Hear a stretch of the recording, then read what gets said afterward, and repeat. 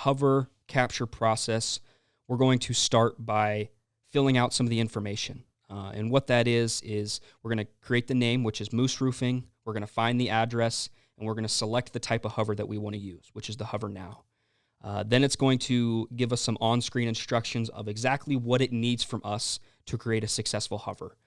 First, you're going to select that front option, and what that's going to do is it's going to pull up a picture type aspect, so it allows us to take a full picture of the front of the building, and then just follow the lead by selecting front right elevation, back right, back, whatever it may be, and just kind of follow the on-screen instructions. And so we'll kind of watch this and let it play through so you can kind of get an understanding of exactly what it means or what it takes to create a hover. And a good thing to remember when you are taking these hover photos is to make sure that you're getting both sides or both elevations incorporated into those corner shots.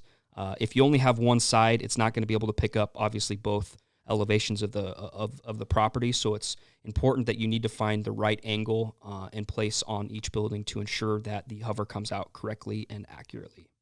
Also, there are going to be some times where you're going to run into houses that are pretty close together, the property lines are pretty close, and you're going to have to navigate your way through somebody else's property. You might have to get behind a tree, you might have to hop a fence, go knock on the door and ask for permission to get in the backyard.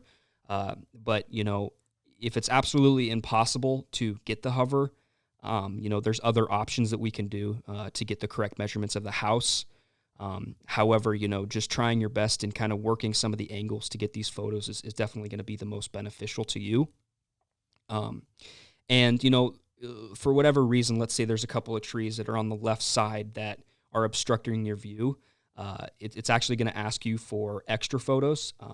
And what that does is it kind of just allows you to have a good idea of what the property looks like. Now, it won't be used to create the 3D model, but it will be used if you need to go back and reference it. So for whatever reason, you needed to see, how many miters are on that side or what the gutters looked like. You can go back and look at those photos to determine what you need.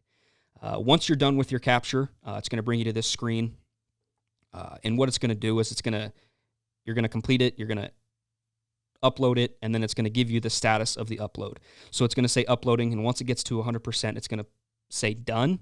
And once it's done, then you are allowed to manipulate that hover. Whether you want to upgrade it to a complete 3D, whether you want to upgrade it just to a roof hover, whatever it may be, you can go in and do that. So